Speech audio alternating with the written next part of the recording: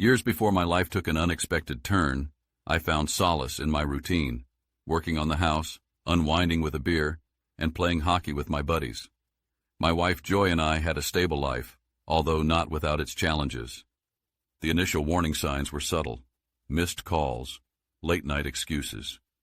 I brushed them off, attributing them to the pressures of life. Over time, Joy's business trips became more frequent, and although I initially didn't give it much thought, she grew increasingly distant. I had a nagging feeling that something was amiss, but I chose to ignore it. Then, one winter evening, everything changed with a phone call. I was watching war movies, a typical pastime when Joy was out of town, this time on a 2-week trip to Houston. Midway through Band of Brothers, my phone rang. Expecting my friend Paul, I was surprised to hear a woman's voice. Detective Phillips from Vail informed me that Joy had been in a serious accident and was hospitalized in Eagle Valley. I was stunned. Joy was supposed to be in Houston. That Saturday, I'd indulged in a war movie marathon: The Dirty Dozen, Enemy at the Gates, Saving Private Ryan, and stocked up on snacks for the weekend. I was irritated by the interruption and hoped Joy had won a vacation somewhere warm, though I would have settled for her simply being in Houston.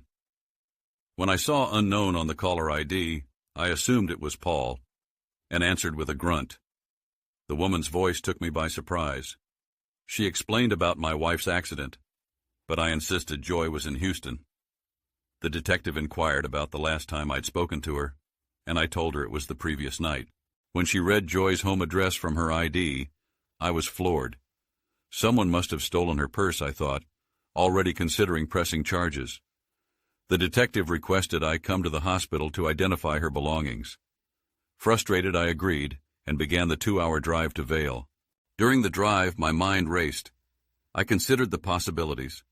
Perhaps someone had stolen Joy's wallet and gone skiing. Or maybe it really was Joy, but why would she be in Vail? My inner skeptic challenged me. How do you know she's actually in Houston? I realized I hadn't seen her board the plane, so how could I be certain? What if she's cheating? A voice in my head whispered. If that's the case, I'll leave her, I resolved. There's no room for infidelity in my life. Although I knew ending a 10-year marriage was drastic, I wasn't going to end up like my father. I recalled my parents' situation. When I was 10, my mom started spending more time with friends, and my dad became paranoid. One day, I overheard her confessing to an affair. They attempted to reconcile, but my dad became controlling, forcing her to quit her job and constantly check in. They eventually divorced after my graduation, and my dad, once a brilliant detective, never recovered. I rarely speak to my mom now, feeling her actions destroyed my father. I vowed I wouldn't become like him, nor like my brother Daniel, who murdered his wife and her lover after catching them together. He's now incarcerated. I needed to find a middle ground, handle it if Joy was cheating, but not lose myself in the process. If she was unfaithful, I would move on and enjoy life with my friends. As I neared the Vail exit, my anxiety intensified, and even my inner voice fell silent. I almost pulled over to vomit. Locating the hospital wasn't difficult, and I parked, walking through the cold to the entrance. I hadn't had anything stronger than beer since getting married, but I suddenly craved a bottle of Jack Daniels. At the information desk, I explained my purpose, and they directed me to her room. When I reached the floor, I realized it was the intensive care unit. I told the nurse who I was, and she contacted someone, asking me to wait by the door. Inside, I was greeted by a petite blonde nurse whose uniform strained against her chest. "Your wife is sedated," she said softly. I thought, if it's even her, but remained composed and listened. "She's badly injured, and might not look like herself. She won't hear you, but I want you to be prepared." I wasn't sure I was ready. "I'll be fine," I said, my voice cracking. "Let me in." What I saw on the bed shocked me. The woman's chest rose and fell, and while her height and build matched my wife's, I couldn't recognize her face. "Did she hit every tree on the mountain?" "Oh, no," the nurse replied. "She didn't ski. Someone beat her up and left her in an ambulance this morning." "Beat her up?" Faithful wives don't end up beaten and abandoned, my inner voice agreed. But I didn't know enough to react. I can't say if this is my wife, I told the nurse. Maybe this will help, she said, lifting the blanket to reveal the woman's left thigh. There it was, the tattoo. I hadn't seen many women with Jiminy Cricket inked on their inner thigh. She got it before our wedding, claiming it symbolized her parents, Jim and Ione, although I never quite believed that. Still, it was proof enough. This was Joy. Seeing her lying in that hospital bed was difficult. The only other time I'd seen her in this much pain was the day we met. It was after a Tool concert. My friends and I had a case of beer in the van for the after party when a girl came over asking for a beer for her boyfriend. Chad told her, "You can stay and have a drink, but we're not giving him one." She left, and a few minutes later, I heard screams. I ran over and saw her being assaulted by a guy, small, with a serious case of small man syndrome. He was yelling, "Where's my beer, you witch?" while hitting her. No one was intervening, so I stepped in, pulling him away by his collar. He threatened me, but I wasn't intimidated. When he tried to hit her again, I knocked him out and helped her back to our van, where Chad was ready, with an ice pack. Security picked up the guy, and I wanted to report what happened, but she stopped me, saying, "You've done enough. No one's ever stood up to Garrett. He'll probably go back to Wyoming now." She was beautiful, even with her gothic look. We took her home after the party. Chad, noticing something, said, "I think she's into you." I brushed it off, but later found she'd left me a note with her number. "Call me, Joy." 2 days later I called, and she was surprised but happy to hear from me. We talked for an hour, and then she called me again that evening, and we talked until midnight. Our first date was that Friday. We went to a small Italian restaurant, followed by drinks and dancing at a bar. When I took her home, she asked, "Are you trying to get me into bed?" I replied, "There's plenty of time for that later. I like to wait a few dates. It's more interesting that way." I kissed her on the cheek and went home, not seeing her again for 3 weeks. I didn't want to admit it, but sleeping with women after the first date always seemed to end badly, so I became paranoid. We talked on the phone whenever we could, but our schedules rarely aligned. When we finally had a free weekend, her aunt passed away, and she flew to Florida for the funeral. The weekend after her return, we went to the movies. When I picked her up, her father, Jim, greeted me at the door. He seemed friendly at first, asking about my job and background, but then suddenly said, "You're a much better match for Joy than that loser. Too bad he won't meet me." "He met me," I replied. "Hopefully he stays away." Jim agreed, muttering about the guy as Joy entered, smiling and wearing a dress that showed off her figure perfectly, making me reconsider my 3 dates before Z's rule. We didn't sleep together that night, though. She had to work early the next morning and asked me to hold off on our plans the next weekend. I took her out for dinner, but on the way home, she suddenly had stomach cramps and needed a bathroom. My apartment was nearby, so I rushed her there. After she used the restroom, I didn't expect anything to happen, but she walked out wearing only red underwear and high-heeled boots, telling me to take off my coat. Needless to say, I took off more than that. The next morning, we had breakfast at a shop nearby and didn't go out again until Sunday dinner. As I dropped her off, she complained about her boss making her work weekends and joked about me being her favorite illicit substance. Later, as I left the hospital, I was handed Joy's personal belongings and told the police had already gone through everything. While I was processing this, the nurse's phone rang. After speaking to someone, she handed the phone to me. It was Detective Phillips, asking me to come to the station for questioning. I agreed, though I couldn't shake the feeling that the cops suspected me of hurting Joy. Why would I thought. Because she's a traitor.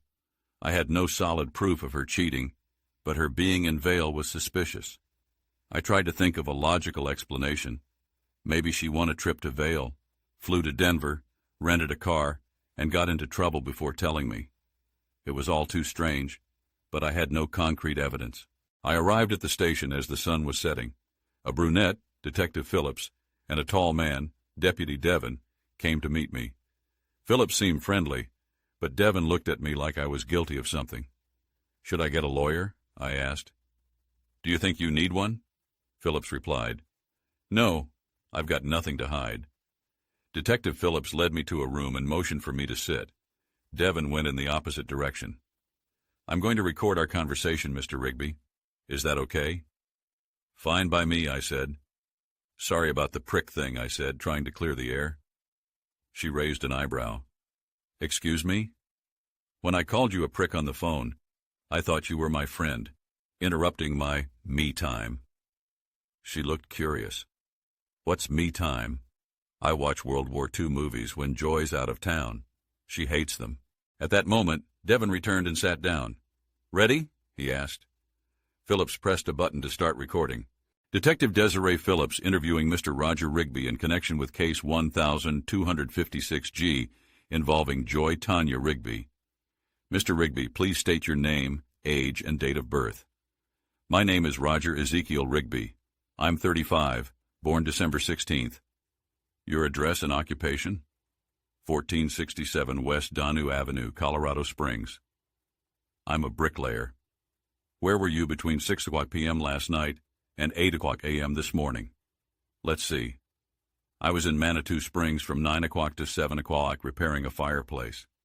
From 7 to 8:30, I was driving back to Jerry's bar, where I stayed until 11 o'clock. I got home around 11:30 and stayed there until you called." "Can anyone confirm that?" Phillips asked. "Blanche Donovan in Manitou can confirm I was working at her place. Paul Hannibal saw me at Jerry's, and my neighbor Stephen Harper can confirm I was home at midnight, 3 o'clock, and 6 o'clock. "How can Stephen confirm that?" Devin asked. "We both have dogs that need to go out at those times. He's a night owl, so we always see each other when I walk my dog." The detectives exchanged glances, and Phillips continued. "When did you last see your wife?" "Monday morning. I drove her to the airport for her flight to Houston." "Why was she going to Houston?" "For her company's annual meeting. Only top performers go, and this was her 3rd year." "What does your wife do?" "She sells life insurance for TransUnited. You know those annoying ads with the old guy telling a kid to prepare for the inevitable?" Both detectives nodded. "When did you last see her carry her suitcase?" Phillips asked. "At the airport. I dropped her off before heading to work." "Did you have breakfast together?" "No. We were going to, but she forgot her bag with an ice pack. Security picked up the guy, and I wanted to report what happened, but she stopped me saying, 'You've done enough. No one's ever stood up to Garrett. He'll probably go back to Wyoming now.' So we had to go back home to get it." "How did she forget her luggage?"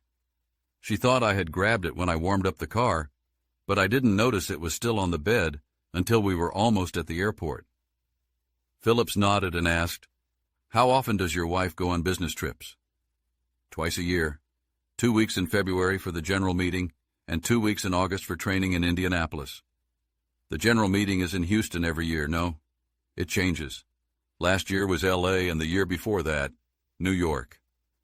After conferring with Devin, Phillips asked, "Do you know anyone who might want to damage your wife?" "Not that I know of, except maybe some of her clients." "Why would they want to damage her?" "Well, the company has a sketchy sales tactic. People sign up for a free kids info kit, and then my wife delivers it and tries to sell them life insurance. Some people get pretty upset." "Did she meet with any clients in Vail?" "I have no idea. She was supposed to be in Houston. Do you think she could have been with someone in Vail?" I sighed and gave the detectives a list of Joy's colleagues. Some of them might have traveled to Houston with her. Maybe they can explain why she wasn't there. Devin sighed and looked at Phillips, who seemed satisfied for now. "You can go, Mr. Rigby.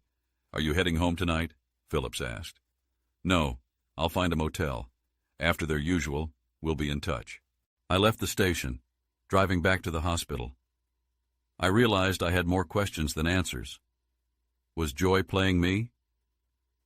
Less than a week ago, I dropped her off at the airport for her Houston trip, and now she was in a hospital in Vail. At the hospital, I was told visiting hours were over, and I could return at 7 o'clock a.m. I asked the guard for hotel recommendations. and he joked, "In Vail during ski season, cheap means staying with relatives." I laughed politely and walked to my car, remembering I still had Joy's belongings. I checked the inventory list, but didn't find what I was looking for. Among the items not returned was a prescription bottle of Percocet, which Joy had left over from dental work. Why was she still carrying those pills? Then I noticed her boots. Joy always carried them on trips, and I remembered she used to hide a key card inside.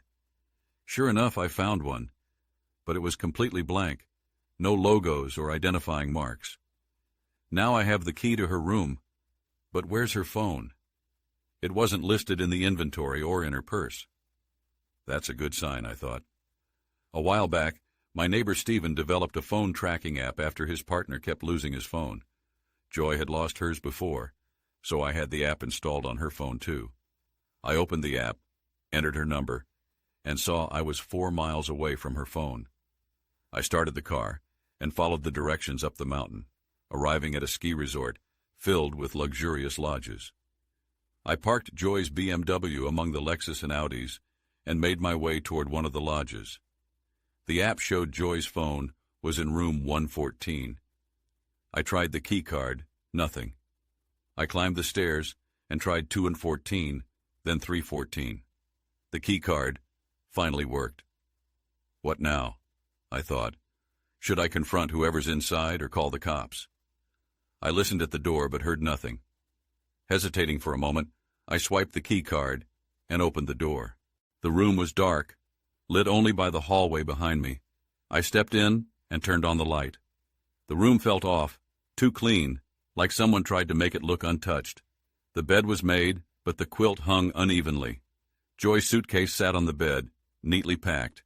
Her phone was charging on the nightstand, and her laptop was on a small table by the window. This looked staged, I thought. It didn't seem like anyone had slept here, but it wasn't professionally cleaned either. I decided to take a closer look. I went to the bathroom and noticed a few wet spots on the sink, like someone tried to clean up without using proper cleaning products. The soap was in the shower, and the towels, though neatly stacked, were damp at the bottom. Someone had attempted to cover their tracks, but not well. Back at the bed, I pulled back the blanket. The sheets were wrinkled, as if someone had slept there, but there were no signs of violence, no blood or torn fabric. What happened here, I wondered. I sat at the table and picked up Joy's phone. She never used passwords, so I accessed it easily. As her laptop booted, I called my sister Beth to ask her to take care of my dog, then made the harder call to my father-in-law, Jim, explaining what I knew. "I hope this is just a misunderstanding," I said, trying to stay calm. Jim sighed. "Call me when you know more." Next, I called my cousin Hugh, a detective, and asked him to contact the Vail police. He agreed and said he'd keep me updated. I took one last step and called the lodge, asking for Joey Rigby or Joey McIntyre. No one by those names was registered. By then, Joy's laptop had booted up, but her browser history and emails were wiped clean. She never deleted anything, so this was strange. I checked her phone. Her text messages were also gone. Someone's covering their tracks, I thought. I opened her suitcase and found one business suit, 3 cocktail dresses, and a lot of lingerie. This isn't a business trip wardrobe, I realized. I knew now that divorce was likely. The next morning, after a quick shower, I left the room with Joy's phone and laptop, but left her suitcase untouched. I'd spent the night in a chair by the table, unable to sleep in the bed. After a coffee, I called Detective Phillips to report the key card I'd found. She arranged to meet me in half an hour. After driving around Vail for a bit, I met Phillips at the police station.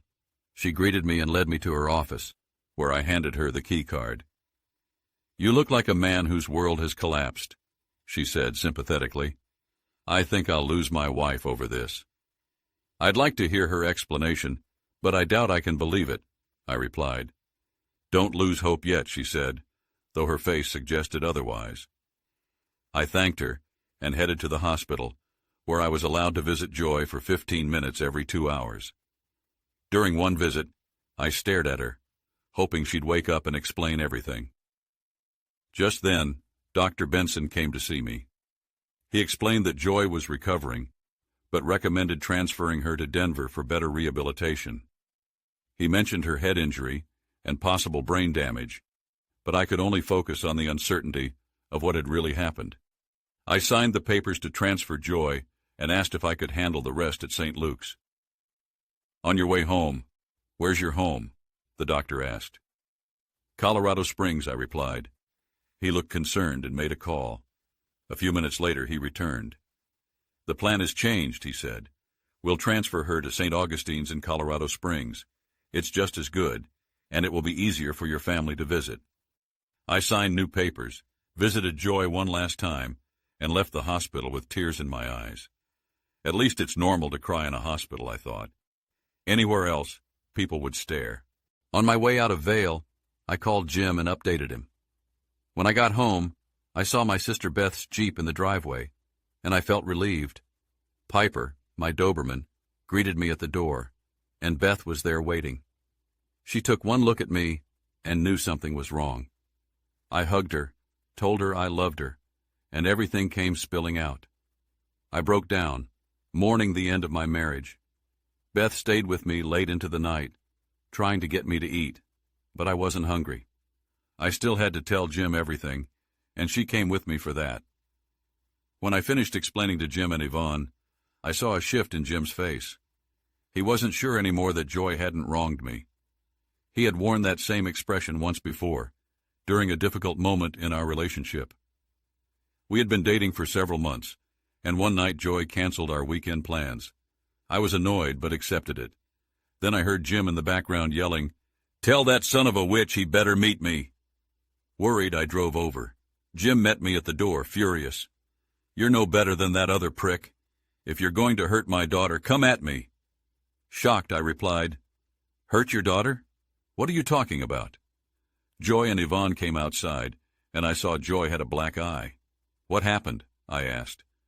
Jim shouted, "You strike her."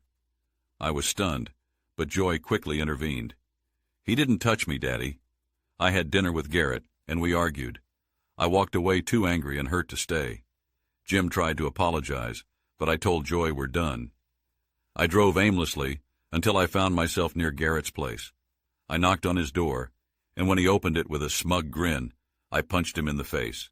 I kept punching him until he stopped reacting, then kicked him a few more times for good measure. As I noticed moving boxes in his trailer, I asked, "Are you moving?" He groaned, and I kicked him one last time. "Happy trip," I said before leaving. When I got home, I iced my knuckles. The phone rang, and without checking the caller ID, I answered. It was Joy, pleading, "Roger, please." I hung up before she could finish. The phone rang again almost immediately, but this time I checked the ID. It was Joy. I let it ring for the next hour. The phone rang on and off before it finally stopped. 10 minutes later, it started again. Annoyed, I checked, expecting Joy, but it was my cousin Hugh. "Hey, Zeke," he said. He was the only one who called me by my middle name, a family nickname. "What's up, Hugh?" "Just a heads up. CSPD got a call about Garrett Jimenez being in bad shape. He told the cops some big guy kicked his bum. You wouldn't know anything about that, would you?" I laughed. "Nope, no idea. But thanks for the warning. Be careful, Zeke. If someone connects you to this, it could get messy." Not long after, the police showed up at my door, but I was prepared. I had my hockey gear set out, and the scratches on my knuckles looked like the result of a rough game. I told the officer I'd been practicing, and since I played for a police-sponsored team, he seemed satisfied. On Saturday, I skated hard, preparing for the upcoming season. When I got home, I saw several notes pinned to my door, mostly from Joy, but one from Jim, apologizing for assuming the worst and asking me not to hold it against Joy. I called Jim, reassuring him, "It's okay. You reacted how any father would. It's not your fault Joy didn't tell you the truth." "Thanks, son. Do you want to talk to Joy?" I could hear her pleading in the background, but I replied firmly, "No, Jim. She knew what Garrett was like, and she let you think I strike her. She ruined our plans so I wouldn't see her face." "I understand," Jim said, disappointed. "I'm sorry, Jim. but I don't have time for cheating women. As I finished explaining everything to Jim and Yvonne in the present, I saw Jim was reliving that memory. I'm glad they brought her here, son, but I hope you're not planning anything drastic. No, sir, I assured him. I'm not hiring lawyers yet, but Joy has a lot of explaining to do. Whatever happens, Roger, Yvonne, and I still think of you as family. I hope you won't cut us out of your life. I won't, I promised. On the way home, Beth asked, "Will you be okay? Do I have a choice?" I'm not curling up and dying. I'm sorry this is happening. If she cheated, is there any chance you'd stay together? No, I said firmly. I'm not going to be one of those paranoid husbands who tracks his wife's every move. Beth sighed. Mom asked about you. She loves you. Maybe you should talk to her. I shook my head. So she can tell me cheating is normal? No thanks. Beth was protective of Mom, especially after our brother Daniel went to prison. She had asked me to visit more, but after one visit where Mom defended Daniel's choices, I left. I wasn't going to accept someone telling me cheating was okay. I just don't want you to make a decision you'll regret, Beth said gently. Don't worry. I'll make sure I have the answers first. After Beth dropped me off, I headed to Stephen and Joe's place. I gave Stephen Joy's laptop, and he immediately started looking through it. As I caught him up, he asked if he could keep it for a day or two to dig deeper. I didn't mind. Joe, trying to lighten the mood, joked, "I could set you up with my cousin if you want." I laughed. Unless she's got C-cups and a shaved pubic area, I'm not interested. Prude, Joe teased, but I knew he was just trying to make me laugh. I sat with Joe, drinking a beer while Stephen focused intently on Joy's laptop. Joe, getting ready for bed since he had to wake up early, gave me a sly smile. "I'll be dreaming about your sexy, newly single neighbor," he joked. I grinned. "Mrs. Jasper? She's been a widow forever." Joe laughed, wished me good night, and headed upstairs. Stephen stayed glued to the laptop. When I left, I took Piper outside. We played a quick game of tag, but the cold made her decide it was time to head back inside. After a few throws, I crawled into bed with Piper beside me. Joy had always hated when Piper slept on the bed, but I didn't care about her opinions anymore. Despite Piper's presence, my restless sleep wasn't entirely her fault. The next morning I had coffee and distracted myself with the sports section until 8 o'clock a.m. By 9 o'clock a.m., I was sitting in Bernie Jaggs's office, Joy's boss. "What can I do for you, Brian?" Bernie asked cheerfully, though he always called me the wrong name. I ignored it. "Can you tell me why my wife would leave the Houston convention and go to Vail?" Bernie looked puzzled. "Vail? I didn't send her to Houston. That meeting was for newer agents, not managing agents like Joy." I felt irritation rising. "What about those training meetings in Indianapolis? Those are only a few days long. We leave on Sunday and return by Thursday." Something clicked, and I asked, "Has she been taking 2 weeks off and staying somewhere else?" Bernie looked uncomfortable. "Roger, sometimes people make choices that are hard to understand. I'm sorry if this news hurts." Anger flared inside me. "Who was she with?" Bernie hesitated. "Promise me no one gets hurt." I stared coldly. "Bernie, my wife is in a coma. I won't hurt anyone." He sighed and gave me the name. My heart sank. That little weasel. An hour later, my cousin Hugh called. "How are you, Zeke?" "I'm all right. What's up?" "We found out who rented the room Joy was staying in. We'll invite him in for questioning, and if he refuses, we'll arrest him. Can I be there when you question him?"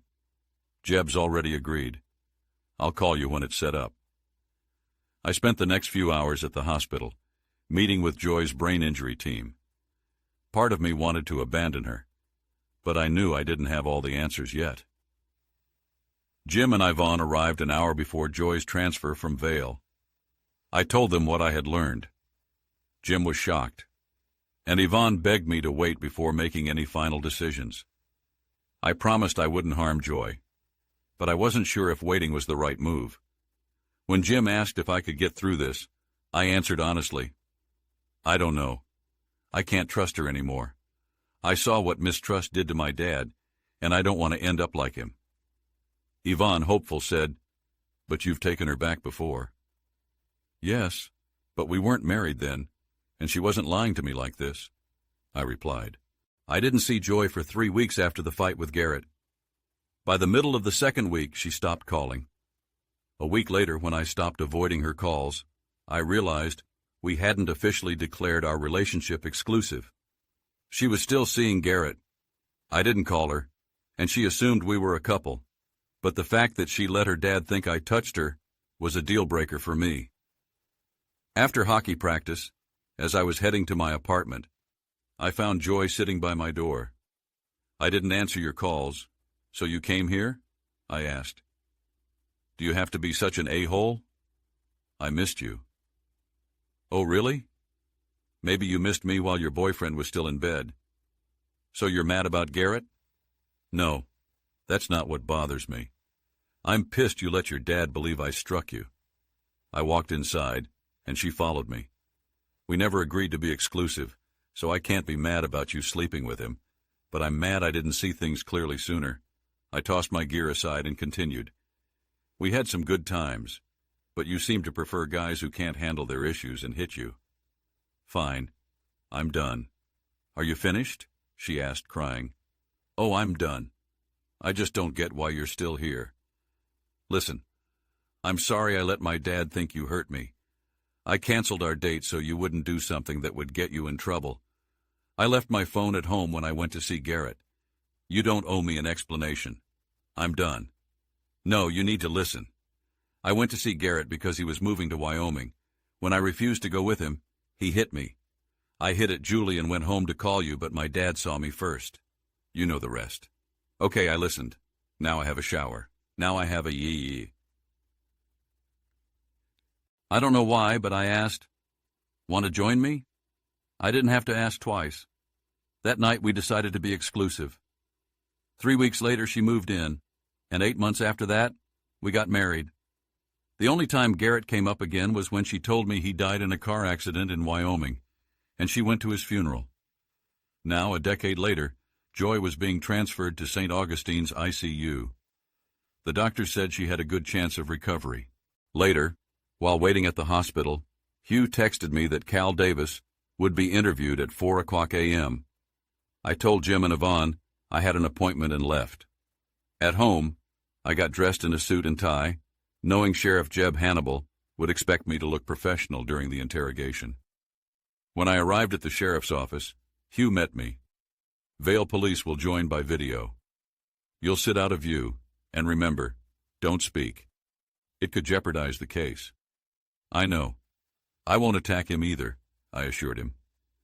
We entered the building, and I spotted Catherine Shepard, the high school girl who always seemed out of my league, looking even more stunning than I remembered. Deputies escorted her into a room, and Hugh teased me, Stop drooling, Zeke. Inside, Sheriff Jeb grinned. I've always wanted to do this. He pulled out a badge and deputized me so I could stay in the room as law enforcement. Afterward, he hugged me. Your dad was a great cop, and I know you'll be one too, if you ever finish that degree. Hugh and I left Jeb's office, my new badge on display, as my thoughts drifted to Catherine Shepard. I'd always known she was out of my league, but I wondered if even she would have ended up cheating like the other women in my family. Maybe that's just how it was for us. Daniel would probably agree. We entered the room, and Hugh pointed me to a chair out of the camera's view. He sat at the table, setting up the video conference. Soon, Detective Phillips and another officer joined us via speaker. A sheriff's deputy brought in a slick-looking guy, Cal Davis. He had that salesman look, always smiling, even in a room full of cops. I'd never met him, but I knew of him, Joy's mentor. Mr. Davis, Hugh started, this interview is being recorded. No problem, Cal replied confidently. Hugh introduced the team, including Phillips and Detective Albert from Vail. Then he asked Cal if he understood his rights and agreed to speak without a lawyer. Cal agreed. As the routine questions about Cal's whereabouts began, I quickly realized this guy wasn't the one who hurt Joy. He'd been sleeping with her, sure, but he didn't seem the type to risk everything by getting violent. Then Phillips asked the question I'd been waiting for. "Mr. Davis, where were you from Friday through Sunday?" Cal explained he'd been in Houston for a work meeting and spent the weekend with his wife. But when Hugh said they'd call his boss to confirm, Cal's confidence crumbled. His tanned face paled as he asked, "Can I tell you something off the record, without my wife knowing?" It didn't take long for Cal to confess to a 6-year affair with Joy. He was visibly shaken when he learned she was in the hospital. He claimed they drove to Denver on Friday, where Joy told him she'd won a trip to Vail. He dropped her at the airport, and she called me while he was with her, he said. He went home, and his wife could confirm it. After a few more questions, Hugh told Cal he was free to go, but not to leave town. Before leaving, Cal asked for a private word with me. I agreed, and once we were alone, he looked defeated, far from the confident man who had walked in earlier. "Roger, you know who I am, right?" he asked. "Obviously. You seem to know me, too. Joy keeps your photo on her desk and in her presentation kit. She loves you, you know." I scoffed. "No, she doesn't. If she did, we wouldn't be here. But I loved her, too." Cal sighed. "I love her, Roger, and my wife. She knows about my feelings for Joy. It started when I interviewed her for my team. We had chemistry, and one day, after a no-show presentation, we had lunch near a military base and ended up making love at a nearby hotel.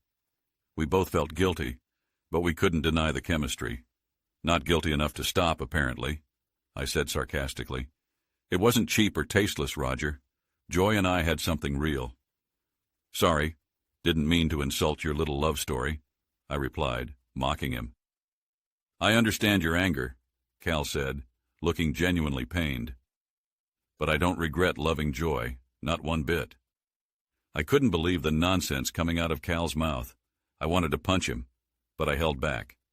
Joy wasn't my problem anymore. "So you don't mind your wife running off with someone else twice a year?" I asked. "No. It's been hard enough sharing her with you. You can have her now," he said. "You're telling me to share her? Are you stupid? I didn't even know I was sharing her. If I had, we wouldn't have been together, because I don't tolerate cheating." "You're right. That's why you two went on those trips. Mexico City, San Diego, Rio. I went to Miami, Vail, and more. We had a system. 1 week with each other, then a week with our spouses. Joy was gone for 2 weeks, and I only knew about Miami. So where was she the rest of the time?" Cal actually started crying. "Did she cheat on me too?" "Goodbye, Cal. She's at St. Augustine's Hospital, room 2410. Tell her Dad I'll be in touch." As I turned to leave, he asked, "You're not going to tell my wife, are you? I don't even know your wife. Why would I hurt her?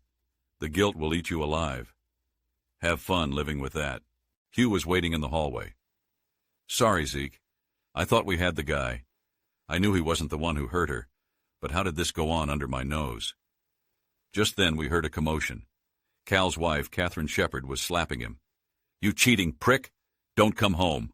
As she walked past, she embraced me tightly, sobbing, "I'm so sorry. It's not your fault.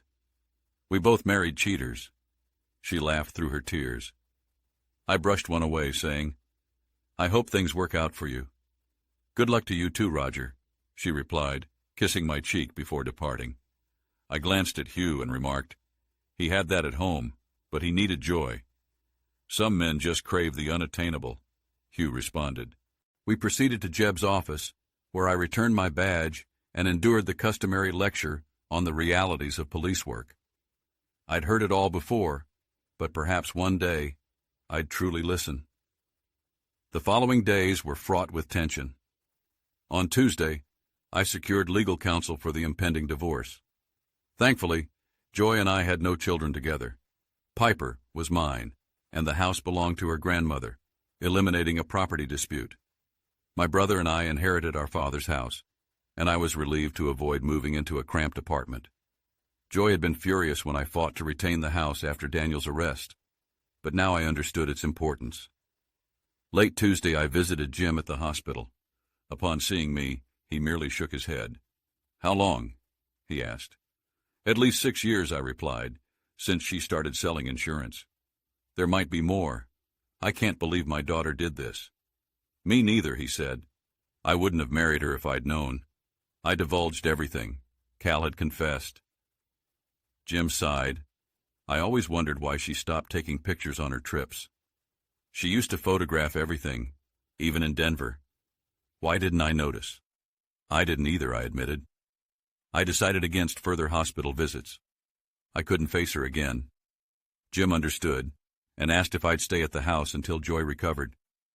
I agreed, assuring him I wouldn't file for divorce until she was better. I realized I'd miss him and Yvonne. They treated me like family, and it wasn't their fault they raised someone who betrayed us both. Wednesday was spent repairing a chimney, followed by an evening hockey game. I played aggressively, spending a significant portion of the first period in the penalty box. After another penalty in the second, the coach, a close friend of Paul's, pulled me from the game.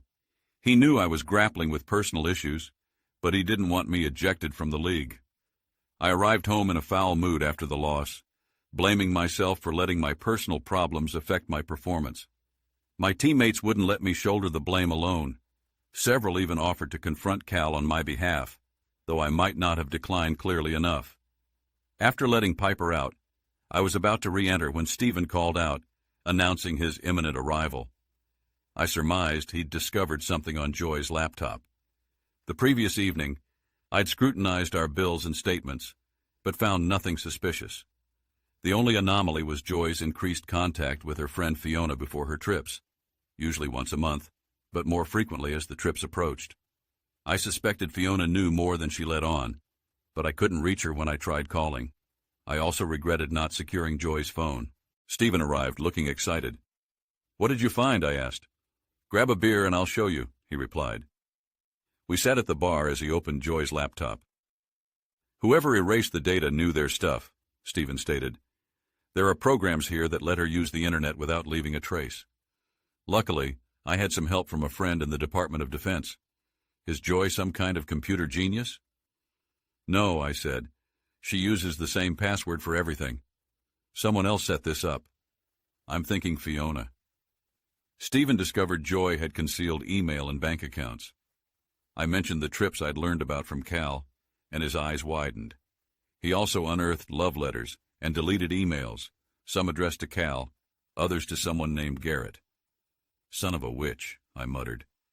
Stephen showed me how to access the hidden bank account, containing over $10,000. I arranged for the funds to be transferred to our joint account and closed the secret account. I also changed all contact information to receive notifications of any future activity. I called Detective Phillips late that night, informing her about the bank account and the missing debit card from Joy's belongings. I also provided a description of Garrett and where the card had been used recently. "Thanks for the info," she said. "You know, you should consider being a cop." "I hear that a lot," I replied. We said good night. As I hung up, I envied and pitied her husband. Being married to a cop wasn't easy, as I'd witnessed with my own parents. The next morning I took Piper outside and saw Stephen again. "Hey, Stephen, still have access to the DMV databases?" I inquired. "Always," he replied with a grin. I gave him a name to investigate before saying good night and heading inside, exhausted from the long day. The following morning, Jim called, saying the doctors expected Joy to wake up soon. "Have you thought about forgiving her?" he asked. "No," I responded, explaining that I kept uncovering more lies. He was devastated when I told him about Joy's affair, but I omitted the secret bank account. Later, Stephen arrived with news. "You won't believe this," he said. He revealed that Joy hadn't entirely lied about attending Garrett's funeral. She'd gone to Laramie for Fiona's funeral, Garrett's sister. That's when their affair likely began. It got worse. The year Joy called me to meet her in Miami, Garrett had been incarcerated for petty theft. His parole forbade him from leaving Colorado, which explained why their trips became more local. I contacted my lawyer to share the update. My lawyer had a plan, and he assured me it was legally sound. All I had to do was wait for Joy to regain consciousness. 2 weeks after emerging from her coma, Joy was questioned by the police. I followed Detectives Phillips and Albert down the hallway. Garrett had been apprehended after attempting to coerce a bank teller into dispensing funds using a card issued to Joy Rigby. The bank had flagged the card as stolen, and security personnel detained him until the Denver police arrived. His parole officer was also interested in his unauthorized departure from Denver, leading to his arrest. When Phillips and Albert entered Joy's room, I remained in the hallway, but Hugh persuaded them to allow me to listen. Detective Phillips even asked if I had any questions. I had a million, but I opted to let them handle it. As they introduced themselves, Jim inquired if they preferred a closed door. Phillips explained they couldn't lock the door, as Joy wasn't under arrest, but they had a guard stationed outside to prevent eavesdropping. Joy initially seemed hesitant, denying everything until confronted with evidence. A hotel receptionist had witnessed her with both Cal and Garrett. She finally confessed to her involvement with both men, but felt ashamed to admit Garrett's assault. Phillips then played a card I hadn't anticipated. "Your husband believes you had 2 lovers without his knowledge," Phillips stated. "What you tell us might help him reconcile with you." No chance of that, I thought. Joy confessed to lying about attending Garrett's sister's funeral. They'd rekindled their relationship that weekend. She claimed she still loved me, but Garrett had suggested secret monthly meetings. She hadn't foreseen any harm, so she agreed. She then detailed the start of her affair with Cal, mentioning her attraction to their shared marital status. They'd meet at company events and have clandestine rendezvous. The Miami trip was a fabrication to alleviate her guilt. Another lie. Any lingering doubts I had about serving her divorce papers vanished at that moment. When Phillips questioned the assault, Joy claimed she'd angered Garrett by discontinuing her birth control to try for a child with me. Garrett, furious at her refusal to allow him to father her child, had lost his temper and attacked her. Her performance, complete with tears, was Oscar-worthy. Phillips posed one final question. "Why do you have Jiminy Cricket tattooed on your thigh?" Joy replied, "It was Garrett's idea, a way for him to always be with her without my knowledge." That's when I entered the room. She called me baby and began apologizing, but I handed her the divorce papers, saying, "No need, you've already been served." I left as she screamed. 5 years later, a midnight phone call was commonplace in my job. After gathering the necessary information, I kissed my pregnant wife on her forehead and swollen belly. Sleepily, she murmured, "Be careful not to start something you can't finish." I smiled, kissed her again, and headed to the crime scene. Arriving at a trailer, I reflected on how much my life had changed in the past 5 years. I'd divorced Joy. I'd anticipated a straightforward process, but I was wrong. During the divorce proceedings, my lawyer discovered Joy hadn't disclosed her secret bank account. I'd wondered how she'd funded it, but a chance encounter with Cal Davis revealed all. He explained that Joy's unreported income stemmed from her bonus checks and commissions, funneled into her secret account with the help of an accountant and insider information. I discovered she'd earned over $120,000 in undeclared income over 6 years. I transferred $30,000 into our joint account and proposed a 50-50 split. Joy, however, demanded 75%, claiming generosity by not demanding half of the house I'd inherited. My lawyer fought back, and we ultimately agreed to split the joint account equally, with her receiving half of my business. I sold my share of the masonry business back to my uncle and returned to school, earning a criminal justice degree. Now, I work for the El Paso County Sheriff's Department, far removed from the turmoil of my marriage to Joy. My lawyer oversaw every step, ensuring legal compliance. He even had my uncle write me a dollar receipt for the business sale. Joy had a smug expression upon receiving her settlement check, but I'm sure that vanished when she discovered her secret account had been drained.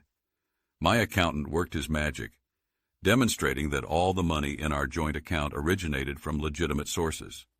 I paid the taxes, and Joy never realized she'd unwittingly funded my education. An anonymous tip to the IRS triggered an audit. I was cleared, but Joy wasn't. She served 6 months for tax evasion. In a twist of fate, Garrett was blamed for stealing her money. He possessed her bank card, and his past and weak defense resulted in a 35-year sentence for theft and parole violation. Meanwhile, Katrina divorced Cal, and he relocated to Utah for a fresh start. After Joy's release from prison, she found work at a telemarketing firm. She sent me an angry letter, blaming me for ruining her marriage and deceiving her and Garrett. I tossed it in the trash and moved on. When I recounted the letter to my friend Paul, he joked that I should have sold her to a brothel. I replied that she'd probably enjoy it. I spent 3 years as a patrol officer before becoming a detective. Although the Colorado Springs Police Department handled most major crimes, we saw our share of domestic violence cases. The only time I drew my weapon was when a woman threatened me with a knife after I arrested her abusive husband. That was 1.5 years ago, and I've been a detective ever since. I still don't understand why some women stay with abusive men, especially after witnessing countless victims. One case involved a woman found dead, surrounded by empty beer bottles, at the end of her life. I knew by day's end I'd have the husband's name and begin the search. It seemed like a straightforward case. Either the husband had eliminated her in a jealous rage, or a former lover was involved. As I reviewed old patrol reports, I realized at least I wouldn't receive criticism from my boss on this case. 1.5 years into my detective career, a new detective transferred to our department. All I knew was that he hailed from northern Colorado. One evening at a party near the station, I was surprised to see Desiree Phillips. We chatted for a while, and although some detectives frowned upon a patrol officer socializing with her, we hit it off immediately. We became friends, and even after learning she was single, I didn't pursue a romantic relationship. I was jaded by past relationships and didn't want to complicate things. We occasionally hung out, dinners and movies, but I never considered it dating. One night, after a difficult case, I took her to a bar. I remained mostly sober to ensure her safe return home. As I helped her to her apartment, she asked me to remove her boots, then hugged me. She's drunk, I thought. Zeke, she's your best friend. You can't take advantage of her. I pulled away, and suddenly she didn't seem intoxicated anymore. Why don't you want me? She asked. What's wrong with me? First, you're drunk, and I don't want to jeopardize our friendship with a regrettable memory. Second, I'm simply not ready after everything. I have trust issues. Did you enjoy kissing me? She asked. Of course. You're one of the most captivating women I know, I began, but she interrupted me. Come with me. I'm not drunk, and I'm not easy. I've only been with 4 guys, and you know their stories. She later admitted she'd liked me from the moment we met at the academy, but never expected to end up working in law enforcement together. Her transfer she took as a sign. That night marked the beginning of our relationship, and 1 year later, we married. A month after that, we welcomed our first child. My boss wasn't thrilled about her maternity leave and constantly teased me about getting her pregnant. I used to joke with Hugh that Nora, our son, could be his godchild, but he wasn't amused. He also disapproved of my taking paternity leave, but I didn't care. Desiree, to my delight, loves Wes Anderson movies, so life is pretty good now. I just hope Piper is okay with both her mom and dad being around full time. Something tells me she'll be just fine.